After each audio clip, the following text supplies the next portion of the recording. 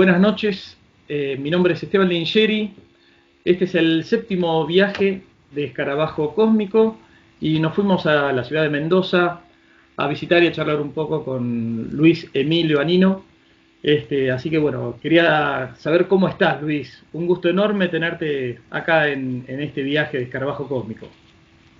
Hola Esteban, ¿qué tal? ¿Cómo te va? Bueno, es un gusto que me hayas invitado a participar de este séptimo viaje. Espero que los anteriores los hayas disfrutado y que este nuevo que estamos empezando a compartir ahora, bueno, también sea grato para los dos y por supuesto para todos los amigos que nos vean en cualquier momento de esta travesía.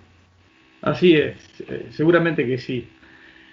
Luis, bueno, es de noche, yo no te quiero quitar mucho tiempo, pero ando con un inconveniente, vos sabés que tengo un problema. A ver, Este, contame. hace un tiempo atrás es como que el fenómeno ovni para mí era un poco más sencillo de lo que es hoy en día, ¿no? Entonces es como que yo antes cometía el error, viste, de absorber todos los estereotipos que había dando vueltas por ahí, pero de alguna manera estaba más cómodo.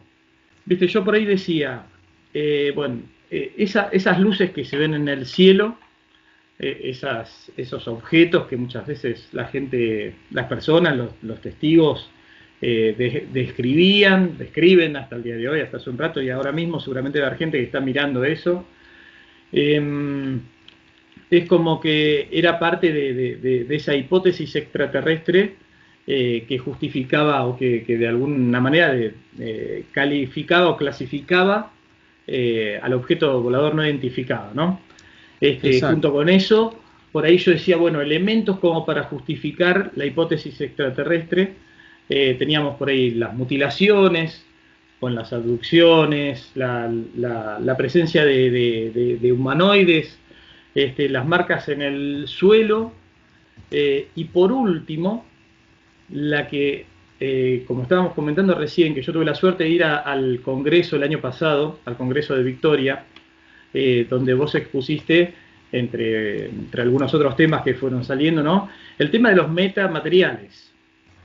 Yo cuando te escuché Correcto. hablar de los metamateriales y ese desarrollo que hiciste, digo, wow, ahora sí, ya no hay dudas de que si hay un metamaterial o un ultramaterial, como también he escuchado que los mencionan, esto es la prueba más que suficiente e irrebatible de que de alguna manera hemos sido visitados de fuera del planeta, por extraterrestres.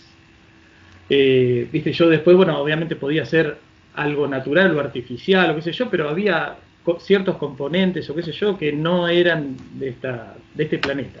Pero bueno, por eso te lo dejo a vos, por ahí para que me refresques un poquito el concepto de lo que quiero decir, de metamateriales. Bueno,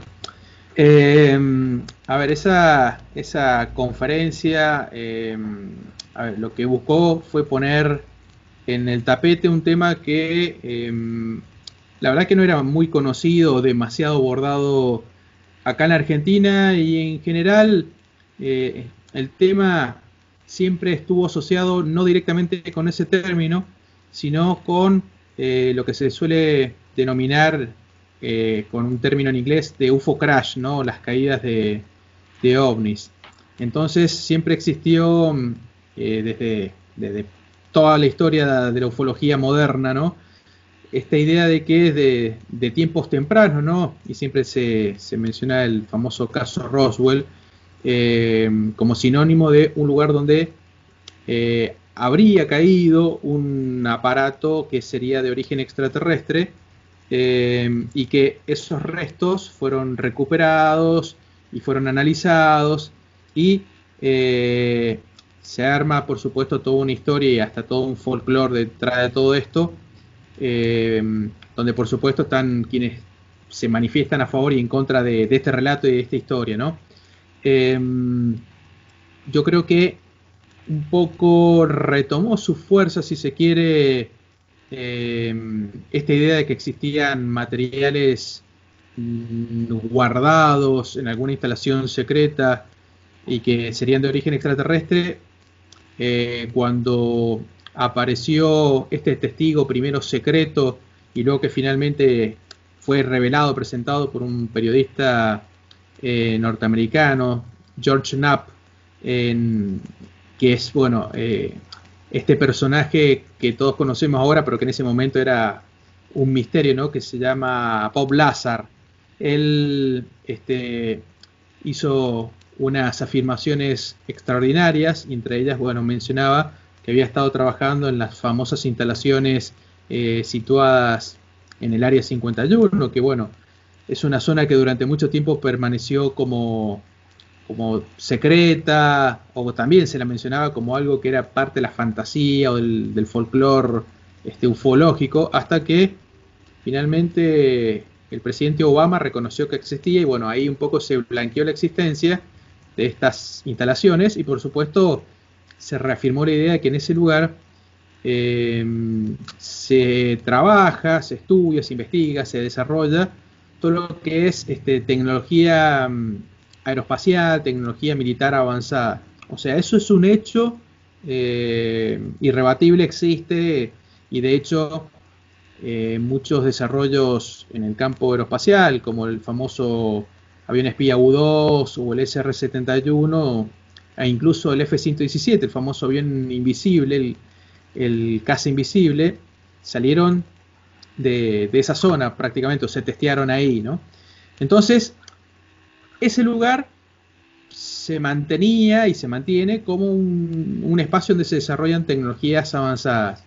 Y lógicamente uno asocia o vincula la idea de que si en ese lugar se trabaja con tecnologías avanzadas, qué mejor lugar sería ese para testear posibles tecnologías que no son de este planeta. Y bueno, en una de esas oportunidades Bob Lazar presentó el famoso esquema del platillo que él denominaba el deportivo.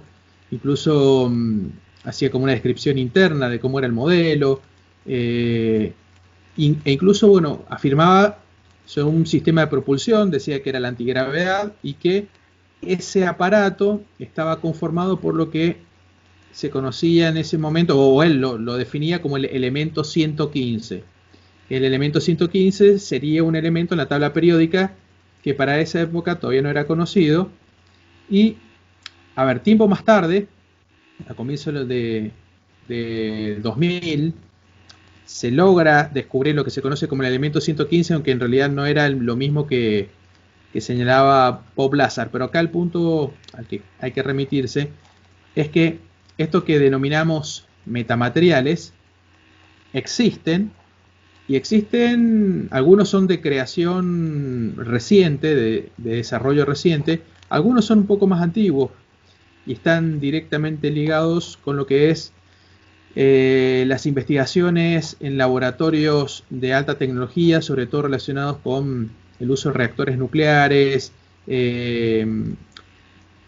Lógicamente no es una capacidad que esté al alcance de cualquier país o de cualquier nación, sino lógicamente los que estén mucho más avanzados científicamente. Entonces con esto, bueno, vamos a separar la idea de que metamaterial es sinónimo de extraterrestre, pero vamos a avanzar un poquito más y vamos a vamos a dejar en claro primero esto, de que existe metamateriales que son fabricación humana, eso no hay lugar a dudas. Ahora bien, avanzamos un poquito más, vamos a mencionar que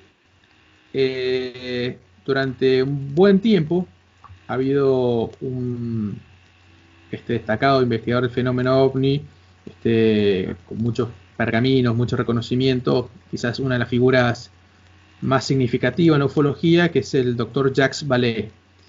El doctor Jacques Vallée, en relación a este tema, bueno, lo viene siguiendo desde hace mucho tiempo, y él elaboró dos papers o dos documentos, uno con el doctor Eric Davis, otro con el doctor Gary Nolan, donde en el primero se reúnen 10 casos, en el segundo 15, donde aparecen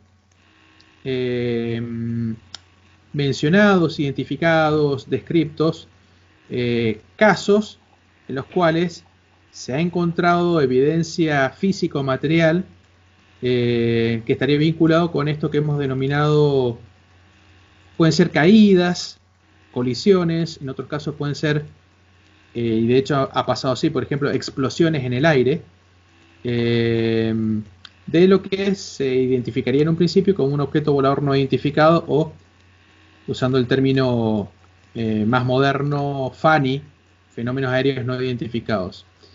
En estos estudios que ha realizado Vallée, lo que ha hecho básicamente es seleccionar aquellos casos en los cuales se dan una serie de pautas, ¿no? Primero, que exista la observación de un ovni. Segundo, son, digamos, como las condiciones para analizar estos casos, ¿no? Primero, que exista vulgarmente el avistamiento de un ovni. Segundo, que se registre visualmente el incidente que implique la explosión, la caída, el choque, etc. Un tercer elemento es que exista evidencia de la recolección de lo que ha quedado de ese impacto o ese incidente.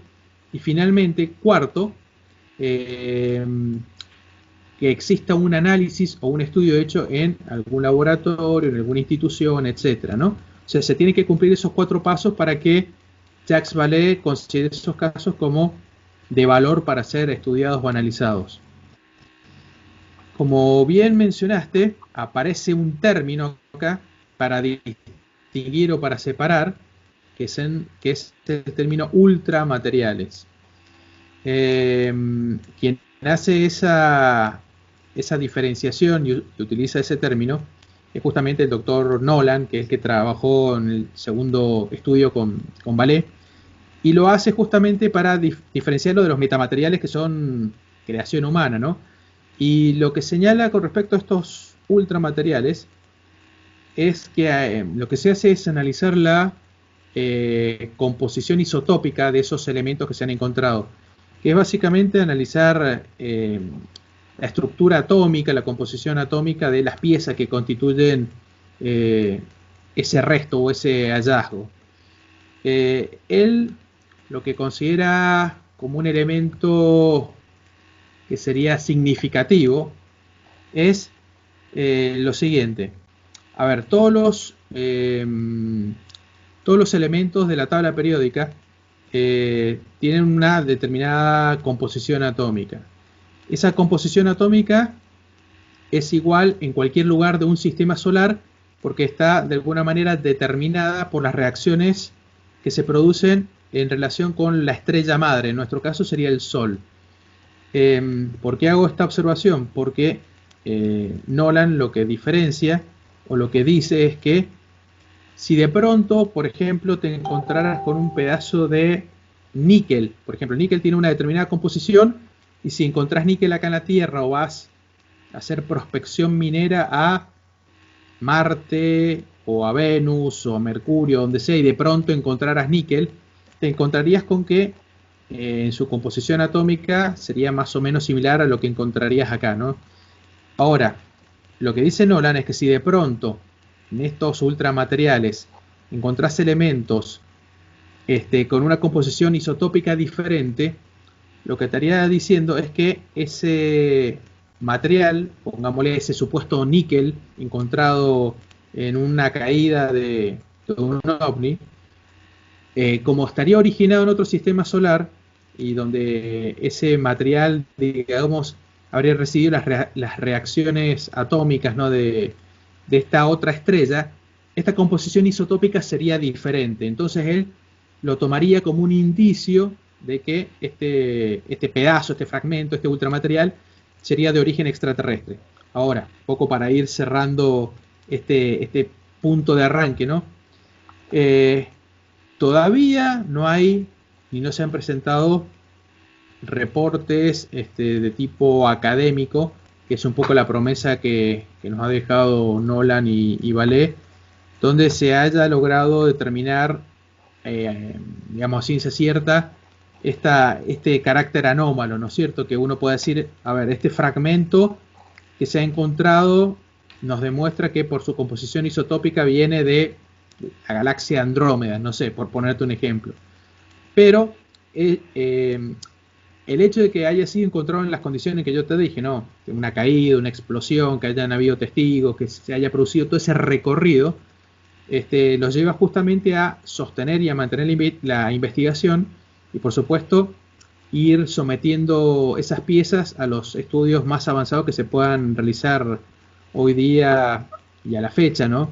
Lo que ellos necesitan es no solamente detectar ellos que existan estas anomalías, sino que existe un compromiso muy importante a nivel académico, y es que el propósito de ellos sería, una vez que se obtenga algún resultado, elaborar un documento, un paper, y que esos resultados sean analizados por pares, investigación por pares, para que se haga lo que se hace generalmente en la ciencia y la investigación, digamos, académica o universitaria, ¿no?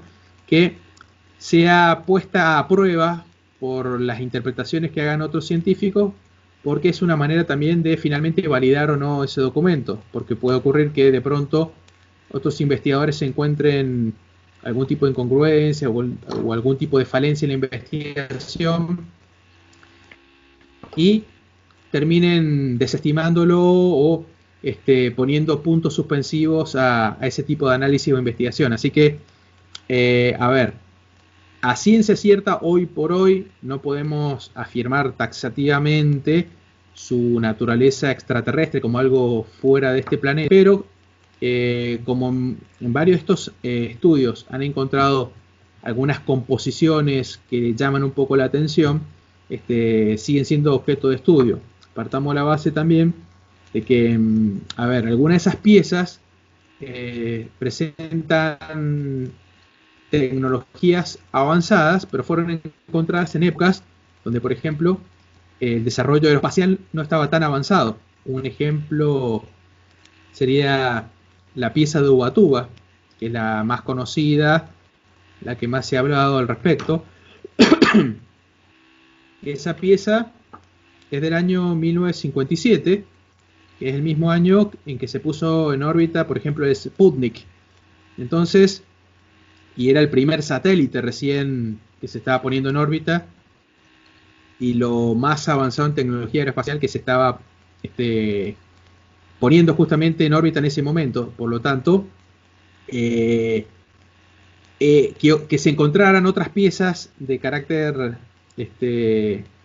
tecnológico avanzado, cuando no había mucho desarrollo, de otros países, porque en esa época el único que le podía competir a la Unión Soviética era Estados Unidos, y Estados Unidos había tenido hasta tropiezos, ¿no?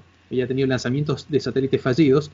Demuestra por lo menos el carácter inusual, sospechoso de esa pieza de Ubatuba. Así que, digamos, como que siguen esos puntos suspensivos, pero son elementos que merecen ser analizados, ser ponderados con mucho cuidado.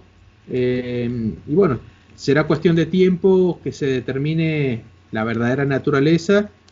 Y bueno, quizás se confirme esto que vos estabas señalando tempranamente, ¿no? Con la presentación. Quizás no, pero a ver, yo no me quedaría solamente con eso.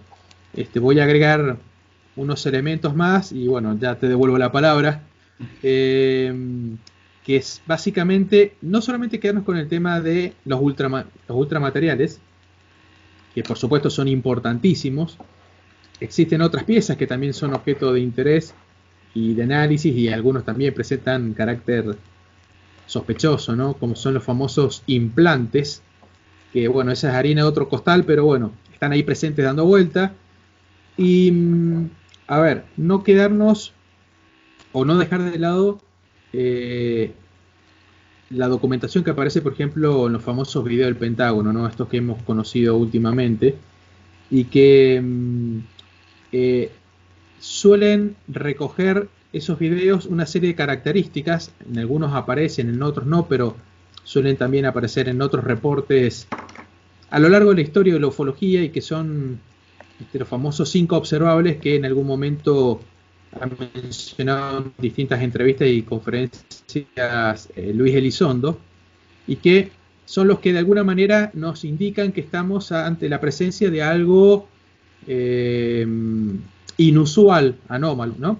Que son, por un lado, el desarrollo o el desempeño de velocidad hipersónica, que es cuando el objeto en cuestión registra velocidades superiores a los 6.750 km por hora, poquito más, poquito menos, pero de ahí arrancamos para arriba con velocidad hipersónica. En ocasiones se han registrado velocidades de 10.000, 20.000, 30.000. Acá hacemos un paréntesis. ¿Tenemos productos de tecnología terrestre que son capaces de desarrollar velocidades hipersónicas? Tenemos, porque algunos misiles, los más sofisticados, los más modernos que están desarrollando países como Rusia o como China, son hipersónicos. Los cohetes, cuando viajan en el espacio, desarrollan velocidades de 30.000 km por hora, por lo tanto son hipersónicos. Pero lo hacen en el espacio, ¿no? En otras condiciones, porque ahí vos no tenés, por ejemplo, la fricción producto de la atmósfera, ¿no? Entonces no tienen limitación en cuanto a la velocidad. Distinto es si ocurre dentro de la atmósfera. Bueno, la velocidad hipersónica es un indicador importante, pero lo es en tanto y en cuanto esté acompañado de otras características. Por ejemplo, ¿en cuántas ocasiones uno ha escuchado reportes donde se habla, por ejemplo, de que un objeto estaba flotando o levitando en un lugar? O sea, como quietito, se veían aparatos a veces de 30 metros de diámetro, en algunos casos se hablan de los famosos triángulos voladores que pueden tener 100 metros, 300 metros, y se los ha visto flotando en absoluto silencio, desafiando absolutamente la gravedad. Ahí estamos ante justamente lo que se denomina antigravedad.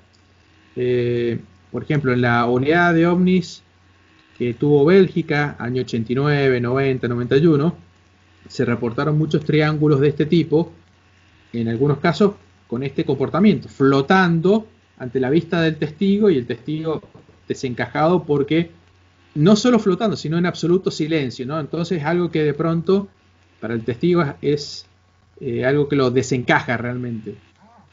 Entonces, velocidad hipersónica, antigravedad.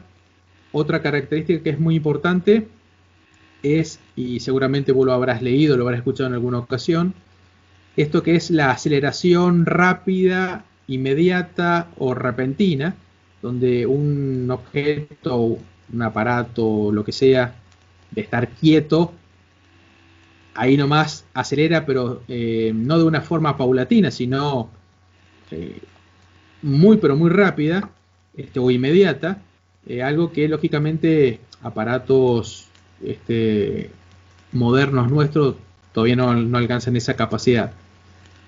Otro detalle que es muy interesante que aparece en este tipo de reportes es lo que se puede denominar la capacidad de ocultamiento o de invisibilidad, que puede ser tanto visual como también electro-óptica o radar, ¿no?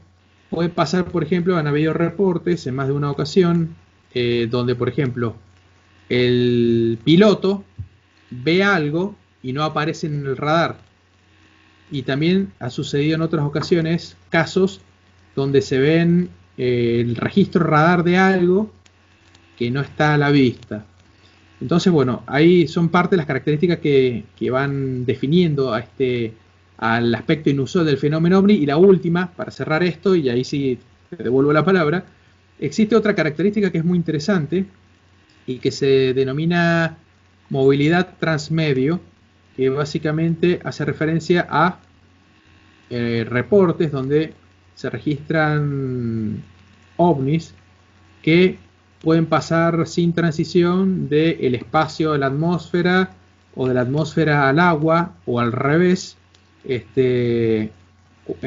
también sin transición, cuando, bueno, sabemos que hay los vehículos, vos tenés vehículos que son capaces de volar en el espacio, volar en el aire, navegar por el agua, navegar por debajo del agua, pero es difícil encontrar algo que sea capaz de hacer todo ese tipo de características al mismo tiempo, sumándole aquellas que he mencionado previamente, ¿no?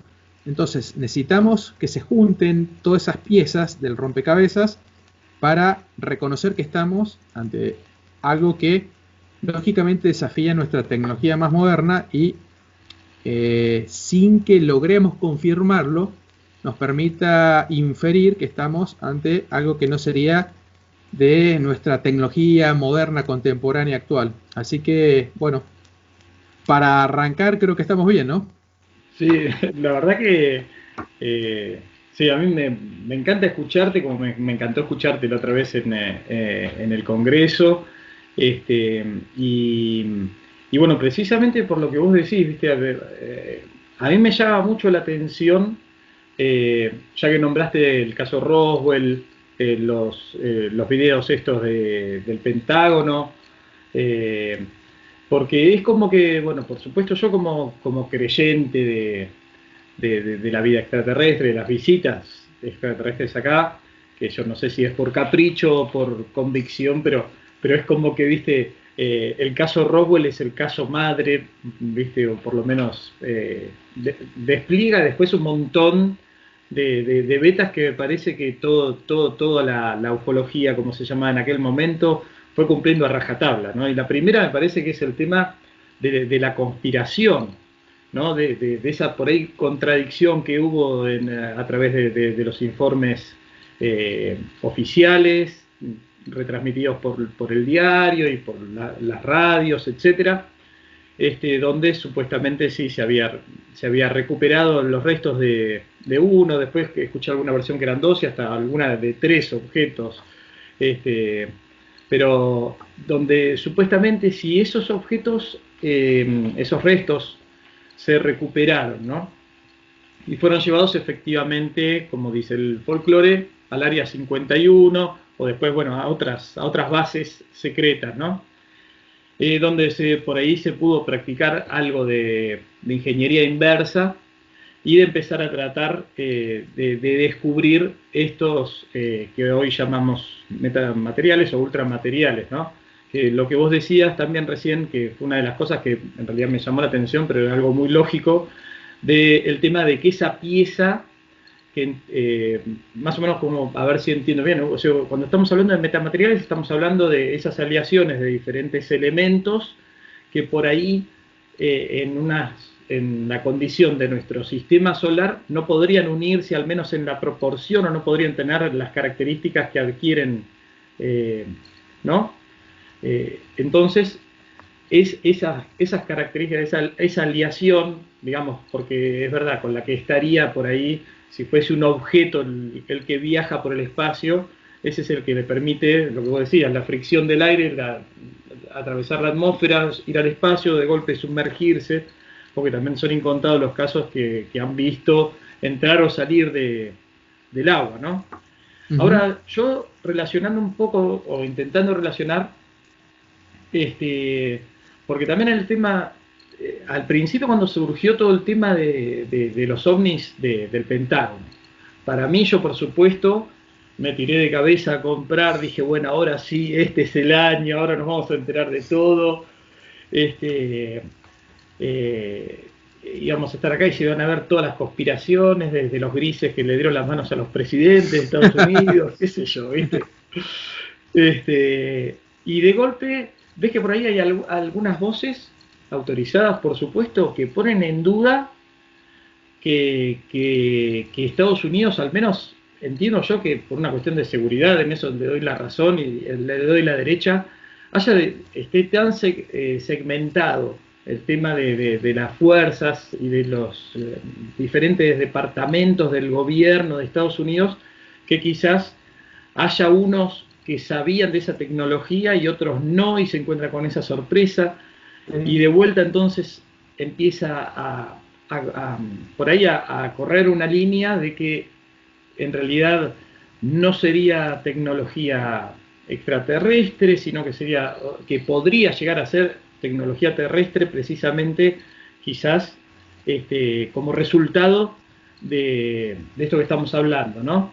De ingeniería inversa y tratar de juntar metamateriales o lograr hacer una Sí. composición acá en la Tierra de esos elementos. Es entonces donde Ujú. uno dice, finalmente, dónde estamos parados, porque también, eh, decís, bueno, la otra vez también escuchaba en la radio el programa No Identificado, que tienen ustedes, ¿lo siguen teniendo el programa? No, eso fue todo emitido el año pasado y El año bueno, pasado. exacto, sí. Bueno, que también, que por ahí en alguna oportunidad hablaste de unas patentes Ah, sí. ¿no? Que también me llamó mucho la atención porque precisamente parecía no me acuerdo, bueno, vos por ahí me lo podés decir, recordar mejor, pero de precisamente alguien que estaba patentando una nave híbrida que podía Sí, llegar a transitar en estos tres ambientes que sí, mencionábamos sí. recién. Ujú. Todo eso, ahora te devuelvo yo la palabra a vos, Luis. Todo eso combinado, digamos, con el logro, último de SpaceX, de mandar Sí, la cúpula Dragon a la Estación Espacial Internacional, que fue un éxito, por suerte, muy feliz para toda la humanidad, entiendo yo. sí, sí. Este, Particularmente quizás para Elon Musk y compañía, pero bueno, yo también me Sí, puse muy obvio. contento de que hayan llegado hasta Sí, allá. sí, Y también escuchás que por ahí ese fue un momento trascendente eh, en los avances espaciales. No sé si se puede hablar hoy de carrera espacial, pero como de un antes y un después de los no, sí, viajes al sí. espacio, ¿no? Para mí, que la verdad que no entiendo mucho del tema, digo, sí, fue sobre todo por lo reutilizable Sí, sí. de esos artefactos que, bueno, Del ahorra, cohete por supuesto, Falcon. Ajá, claro, del cohete Falcon 9 y qué sé yo, pero exacto. digo, bueno, da la sensación de como que es una tecnología así, realmente, que llama muchísimo la atención, pero los tres videos estos del Nimitz, el Tic Tac, etcétera, de los videos como se los llamó, uno dice, eso realmente es muchísimo más sorprendente y como que decís, si hay una línea oficial de investigación científica, astrofísica, de aeronáutica aeroespacial, Sí, la oficial es la que vimos todos de Elon Musk y la NASA. sí. Puede llegar a existir la posibilidad, sin caer en conspiraciones, ¿no? Pero No, está bien. una tecnología que esté, digamos, por debajo de la mesa, que sea esa, Em, que vemos que cumple precisamente con todo lo que vos decías recién, sí, sí, de sí. movimientos de velocidad, de explosión, de frenarse, de antigravedad, etcétera. Mirá, a ver, yo lo vería, eh, lo que haría sería tomar las palabras de una persona que fue entrevistada hace un par de meses atrás y que dijo un montón de cosas muy, muy interesantes, que es el antiguo director de la inteligencia francesa, Alain Julet, que él dijo al respecto de esto algo que yo lo creo muy sensato, ¿no? Estamos hablando de la inteligencia de una de las potencias principales del mundo, ¿no? Porque Francia, de hecho, lo es, ¿no? Y él no solo reconoció y le dio validez a todas estas últimas declaraciones que se han estado dando, los famosos videos del Pentágono y todo eso, sino que señaló eh, algo que tenemos que tener muy en cuenta y que es así. Eh, Supongamos que existiera esta tecnología avanzada terrestre, digámoslo así, ¿no? En principio debería ser resultado indefectible de un proyecto negro que, como hemos aprendido a partir de la famosa, este, el artículo periodístico difundido en diciembre de 2017, ¿no? Cuando se da a conocer que existía un programa llamado ATIP, Luis Elizondo hablando de la investigación OVNI en el Pentágono, etcétera. Allí sucede algo que creo que es muy importante.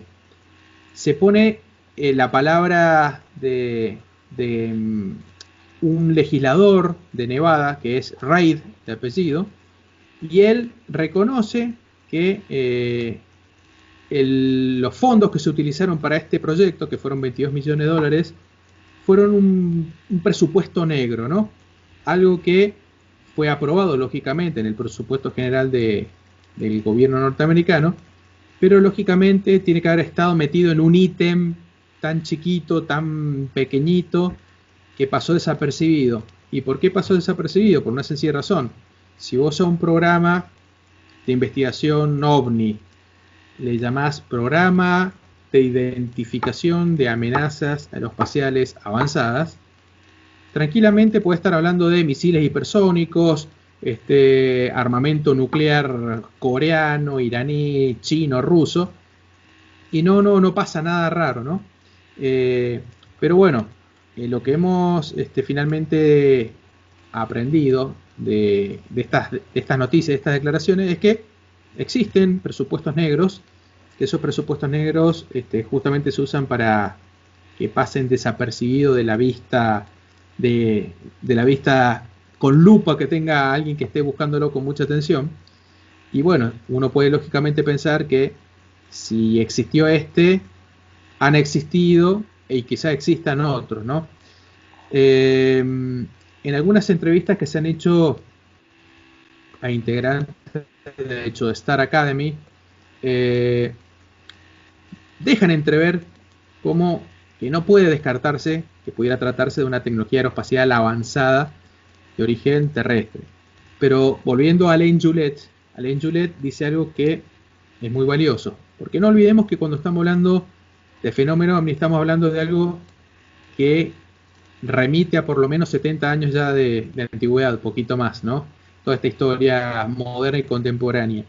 Y ya desde esa época se hablaba ya de todas estas características que mencionamos recién, estas 5 características. Por lo tanto, no es algo nuevo, reciente que se ha descubierto, sino que existe de hace rato. Entonces, lo que Alain Julet dice es que hoy por hoy las principales potencias militares, además de Estados Unidos, como China, Rusia, Francia mismo, la India, etcétera, tienen capacidad de inteligencia lo suficientemente elaborada como para tarde o temprano descubrir este tipo de desarrollos, porque en algún momento vos los tenés que probar, lo tenés que testear. Y bueno, lo que hasta ahora no ha ocurrido es eso, de pronto que exista alguna evidencia que indique que se ha hecho algún reconocimiento, se ha descubierto una nave nodriza, un triángulo de estos voladores. No digo que no pudieran existir, pero de momento no existe esa evidencia. Y bueno, queda como una laguna ahí, que creo que lo pondría en la misma categoría que la hipótesis extraterrestre, es decir, hay que demostrarla también.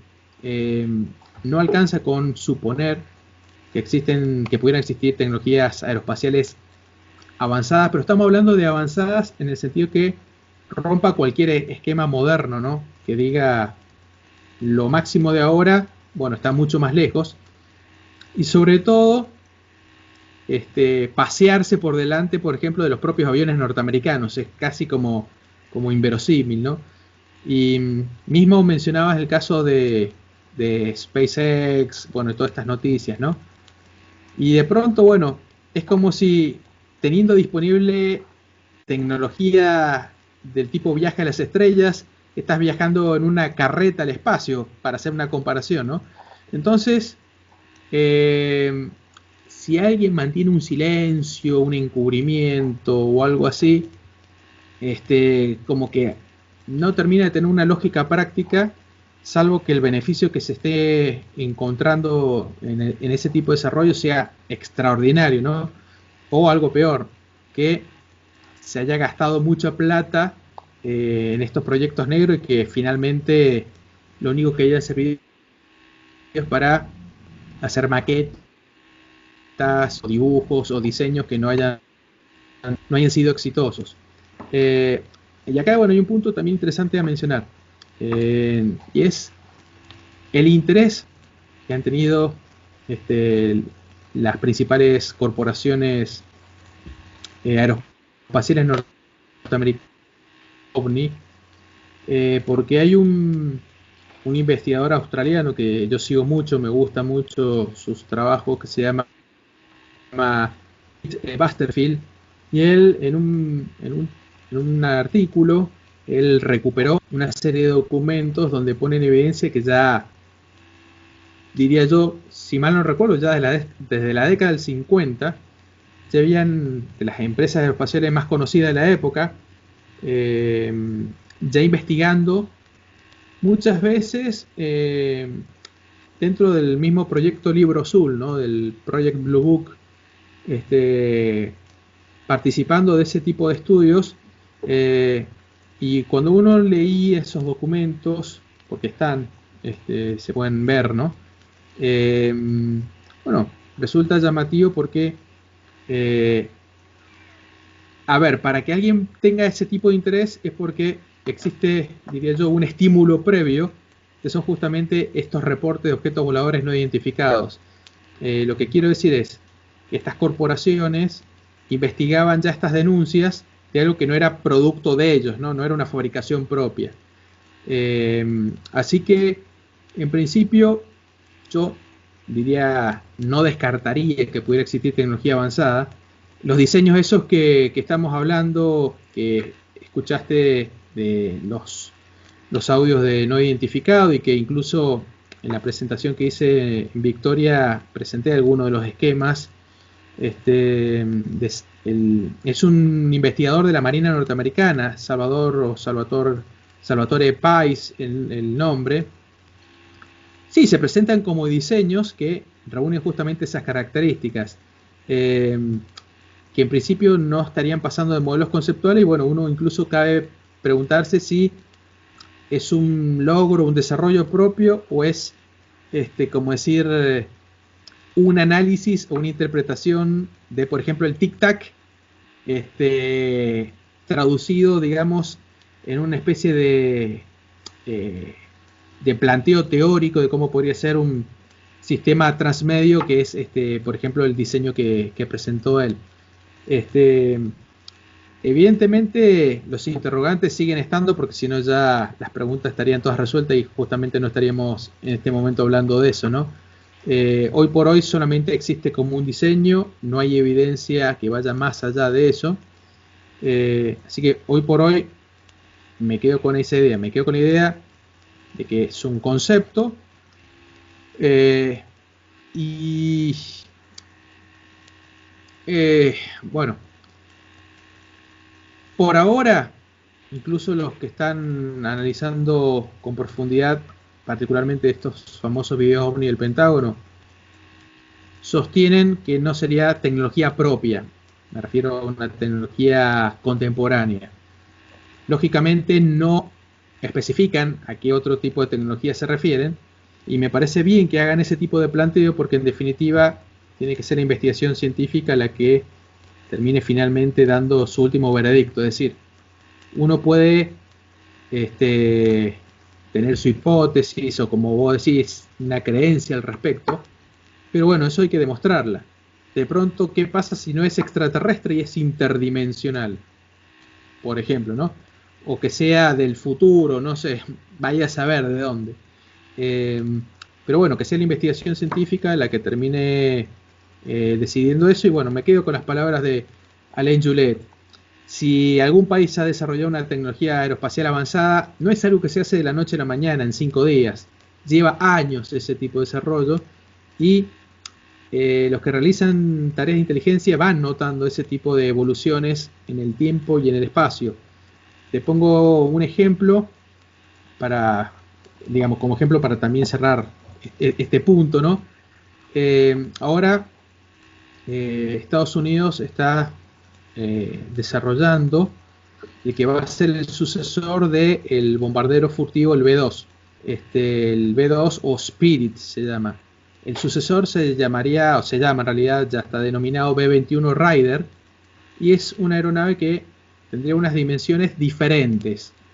Y resulta que en los últimos años, por ejemplo, en el Área 51, análisis de imágenes satelitales han encontrado, por ejemplo, que algunos hangares se han visto ensanchados. Entonces, ¿con esto qué te quiero decir? Que uno puede inferir por distintos tipos de informaciones que son indirectas que algo está pasando, y uno ahí que puede sospechar que es una aeronave que es mucho más grande o que tiene una mayor envergadura que el que se estuvo desarrollando hasta ese momento, ¿no? Puede ser este B-21, puede ser otra aeronave que no conocemos, puede ser una nave nodriza, no sé. Pero Sí. quiero decirte con esto, como dice Juliet, que tarde o temprano te terminás enterando si hay algún desarrollo tecnológico avanzado. Claro, bien, buenísimo. La verdad, Luis, me dejaste mucho más claros los conceptos que por ahí, viste, llega un momento que la verdad que llegás a confundirte mucho y a decir, porque la verdad que hoy en el cielo está lleno de objetos, de luces, de esto, del otro, De este, estímulos. de estímulos, claro. Y por ahí es verdad que hay estímulos que por lo que me han contado la gente, porque luego uno escucha, ¿no? Yo no he visto alguna que otra cosa, pero no. Y la gente que por ahí ha presenciado así esos estímulos que realmente dicen, esto no puede ser de la Tierra, esto no puede ser de acá, porque realmente por ahí los que están ahí no te pueden explicar de por qué consideran que eso no puede ser terrestre nunca. Sí. Ni hablar que por ahí hay, como en el caso de los pilotos norteamericanos, es gente que está muy acostumbrada a ver tecnología de punta, diferentes tipos de naves, ni hablar de prototipos, seguramente que ni nos imaginamos. Mirá, Eh, te hago un comentario con respecto a eso. Eh, Uno de los pilotos que justamente apareció en el programa, en esta serie documental Unidentified, es este piloto Ryan Graves.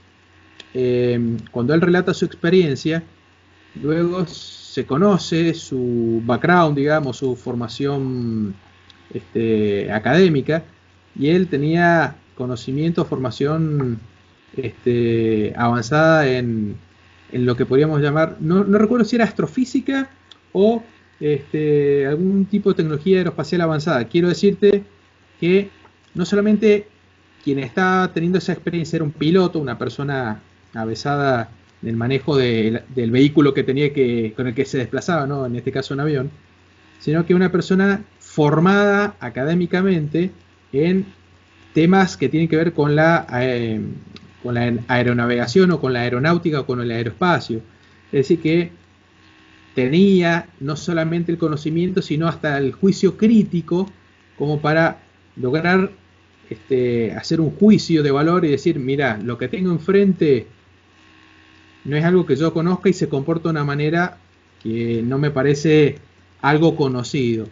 Evidentemente tendría que ser algo de una tecnología absolutamente extraordinaria y fuera justamente de lo que al menos él tuviera en su conocimiento. Así que esto lo digo más que nada por el hecho de que en los últimos tiempos se han hecho ejercicios de intentar explicar estos famosos videos del Pentágono. Y resulta que da la impresión como que muchas veces los testimonios de estos pilotos no suelen ser tenidos en cuenta, cuando, bueno, son personas con una formación profesional de primera. Bueno, yo te acabo de interrumpir, pero quería introducir algo que me parece que es muy importante, ¿no? Que es justamente el carácter de testigo calificado que se le atribuye a mayormente a los pilotos, ¿no? Pilotos militares, pilotos civiles, pilotos comerciales. Y acá la reflexión que yo quiero hacer es la siguiente. A ver, un piloto calificado, o mejor dicho, un testigo calificado, como sería un piloto, es una expresión, diría yo, de carácter relativo, porque siempre hay que plantearlo en relación con qué es calificado, ¿no? Respecto tuyo, respecto mío, seguramente una persona que tiene una formación que nos hace la diferencia y que está en mejor condición, lógicamente, para analizar o interpretar cosas que vuelan o cosas que pasan en el cielo. Esto no quiere decir que estas personas de pronto sean infalibles y que no puedan cometer errores. Al mismo tiempo, el hecho de que puedan equivocarse o cometer errores no significa que los pilotos sean unos infradotados, una persona que no tengan un juicio de valor razonable. Esto un poco para poner énfasis, porque hay personas que suelen restarle mérito al piloto, decir, bueno, los pilotos no son testigos calificados porque se equivocan. Es un testigo calificado en cuanto que entienden y conocen mucho más que otras personas, pero calificado no quiere decir infalible, ¿sí? Entonces simplemente ten en cuenta eso, que pueden equivocarse, pero que el hecho de que se equivoquen no significa tampoco que sean estúpidos, incapaces de comprender lo que tienen enfrente suyo. No, claro, eso desde ya. Por eso yo creo que también, coincido obviamente con vos, de que una opinión de un piloto debe ser de la opinión más calificada, más a tener en cuenta que cualquier otra que venga después de esa. Con respecto también al punto de, vamos a la tecnología conocida, a SpaceX y al logro de esta nueva forma de salir al espacio, ¿no? Tengo entendido que la idea es volver a la Luna en el 2021, creo, y en el 2024 llegar a Marte. ¿Eso es con seres humanos? ¿Están hablando de eso o es simplemente...? Bueno, ahora un poco los plazos se han corrido, bueno, un poco por el tema de la pandemia se ha corrido, por otra parte también se ha corrido porque, a ver, muchos de estos desarrollos requieren de tiempo, pero también requieren de dinero, y, a ver, quienes están al frente de esto, estamos mencionando principalmente caso norteamericano, se van produciendo algunos pequeños retrasos, pero hoy por hoy me parece que la Luna está un poquito más lejos, creo que se habla de 2024, y Marte me parece que está bastante más lejos todavía, porque estamos hablando de viajes que son mucho más largos y todavía hay muchas limitaciones que hay que superar, sobre todo en lo relacionado con la permanencia de tripulantes en el espacio. Así que bueno, hay todavía desafíos tecnológicos pendientes ahí, ¿no? La idea es que sean principios tripulados, ¿no? Lo que son a la Luna. De hecho, está la intención de que sean no solo tripulados, sino que incluso hay propósitos de explotación, se habla de turismo espacial, minería, etcétera. Y bueno, Marte también se plantea humanos, Elon Musk también habla bastante de eso al respecto. Pero bueno, existen menos riesgos si se utilizan robots, y bueno, el factor humano siempre es un factor que juega en contra. El hombre llegó a la Luna en el 69, ¿por qué? Yo me imaginaba que hoy ya iba a haber hoteles en la Luna, allá iba a ser un tránsito casi habitual para alguien que tenga los recursos para explorar este satélite natural de la Tierra. Se dejó de ir por cuestiones económicas, porque se perdió interés en, digamos, ya lo que tenían que averiguar de la Luna ya se había averiguado, o cuál pudo haber sido el motivo por el cual no estamos allá ahora haciendo esta charla allá en la Luna. Bueno, a ver, el hombre sigue estando en la Luna porque en los últimos años se han enviado sondas alrededor de la Luna, han aterrizado rovers, por ejemplo, el más conocido ahora es Yutu-2, que está en la cara oculta de la Luna. Estamos hablando del rover chino, se han enviado incluso sondas de la India, de Japón, o sea, desde hace muchas décadas que el hombre está presente en la Luna. Ahora, no de manera presencial física, sino a través de sus representantes o delegados en forma de robots o de sondas, ¿no? Bueno, con respecto a por qué no seres humanos, A ver, yo lo pondría en este punto, ¿no? Hace un tiempo, para una investigación que he estado y que todavía estoy haciendo, estuve justamente indagando sobre la carrera espacial a la Luna de justamente la década del 60. Y tenemos que tener en cuenta que esa carrera hacia la Luna está enmarcada dentro de la carrera espacial que existía en esa época, que era la competencia entre Estados Unidos y la Unión Soviética, que a su vez estaba relacionada con la carrera armamentística y que era básicamente el enfrentamiento entre Oriente y Occidente, Estados Unidos, la Unión Soviética, la Guerra Fría, etc. Estados Unidos sufrió un impacto cultural muy fuerte cuando los soviéticos fueron los primeros que pusieron en el espacio un satélite que fue el Sputnik 1, y peor aún cuando fueron los primeros en poner un hombre en el espacio con el cosmonauta Yuri Gagarin. Ahora, lógicamente en ese amor propio herido, había que buscar alguna empresa que todavía no se hubiera logrado, que se hubiera alcanzado y que existiera la potencialidad para hacerlo.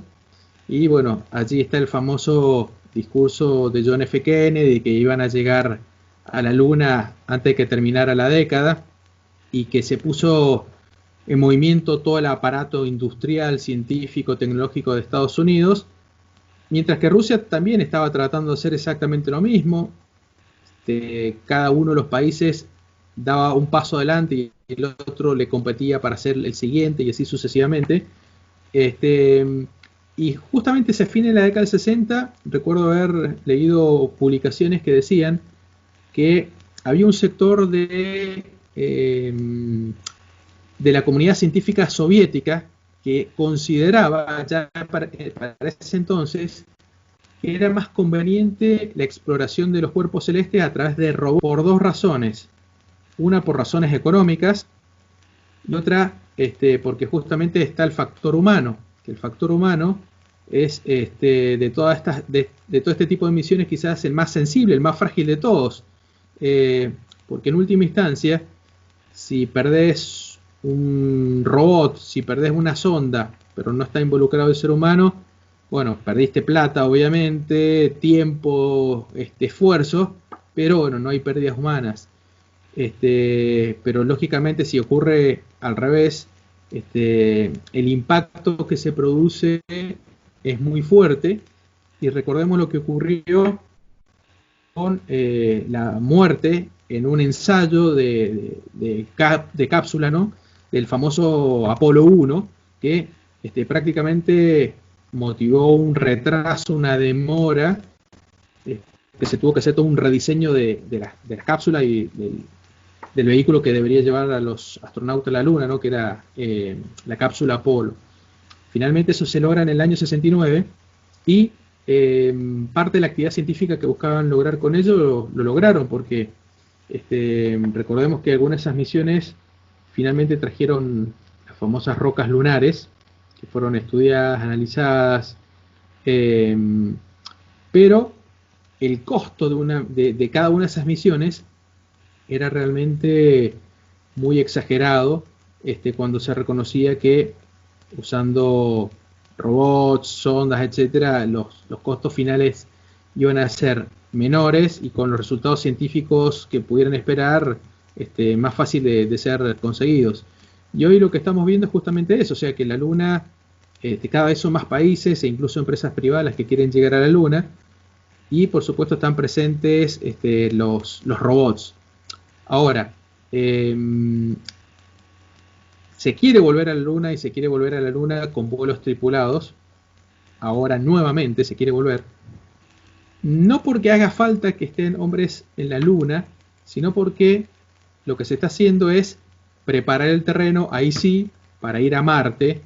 Entonces, para ir a Marte, un campo de ensayo, un campo de pruebas, de desarrollo de nuevas tecnologías, de permanencia en el espacio y bueno, de un montón de desafíos, va a ser la Luna. Lógicamente es algo que yo creo que se veía venir y es de sentido común, que para pensar en llegar a Marte, primero tenés que de alguna manera consolidar la capacidad humana de no solo llegar a la Luna, sino de permanecer de un modo más o menos sostenido, porque recordemos que un viaje hasta Marte dura, según los tiempos, puede durar 1 año, 2 años, solamente de tramo nada más. Si es de vuelta, lo mismo, ¿no es cierto? Y que si vas a estar en Marte para una misión científica donde vas a llevar humanos, tiene que tener una cierta duración, y esa duración implica combustibles, implica alimentos, implica oxígeno, me refiero a la capacidad para respirar, una serie de desafíos tecnológicos que hay que resolverlos, que no son fáciles, y con que falle uno de esos, una misión se te puede convertir en un fracaso y estás perdiendo vidas en el espacio, ¿no? Y eso genera un trauma, ¿no?, para futuras otras misiones. Así que vamos a volver a la Luna, me refiero como humanidad, tarde o temprano, y en esta carrera, bueno, no solamente están los norteamericanos, sino que lógicamente están los rusos, incluso los chinos, están avanzando fuertemente en esto, así que hay que ver cómo salimos de la pandemia esta que nos tiene todos agarrados, pero calculo que cuando eso se vaya superando, se irá acelerando los tiempos y bueno, se vaya haciendo esto que desde hace tiempo es una marca que tiene la humanidad, y es salir a conquistar el espacio, conquistar en el buen sentido, ¿no? Sí. Nosotros nacimos acá, pero nuestro destino está en la conquista del universo. Exactamente. Y capaz que, bueno, si tenemos suerte, Luis, vamos a poder verlo nosotros en vivo y en directo, nuevamente que el Ojalá, hombre apoye sus pies en la luna. Así ojalá que que, tengamos esa chance, ¿no? ojalá que sí, ojalá que sí. Así que, bueno, Luis, la verdad que posiblemente volvamos a viajar por Mendoza y te volvamos a visitar en algún otro momento. Por lo pronto no tengo más que agradecerte de todo corazón este valiosísimo tiempo que nos cediste. La verdad que estoy más que satisfecho con todas las respuestas que me diste. Voy a mantener mi ilusión con que hay vida extraterrestre inteligente que nos puede al menos llegar a visitar. Así que me voy más contento que cuando llegué. Mirá, yo te diría lo siguiente, a ver, esa ilusión no hay que perderla, porque no la pierden ni los astrobiólogos, ni tampoco la pierden los astrónomos que están involucrados en programas del tipo SETI, ¿no? Es decir, hay quienes consideran que hay vida orgánica, como los astrobiólogos, y hay gente que están involucrados en estos programas SETI o METI, que consideran que hay vida inteligente allá afuera. Así que evidentemente no es una fantasía, una ilusión o un sueño descabellado, sino que es hasta un objeto de estudio científico. Así que esas expectativas, esas esperanzas no hay que perderlas. Y bueno, por mi parte, agradecerte la invitación por permitirme que te acompañe en este séptimo viaje con el escarabajo cósmico. Bueno, desde acá de la provincia de Mendoza, y lógicamente, bueno, atento a cualquier nuevo viaje para que compartamos historias, experiencias y bueno, de estos conocimientos que tanto nos interesa, ¿no? Bien, bien, bueno, muy bien, Luis. Te mando un abrazo muy grande y será hasta pronto entonces. Dale, Esteban, te mando un fuerte abrazo y hasta el próximo viaje entonces. Así es.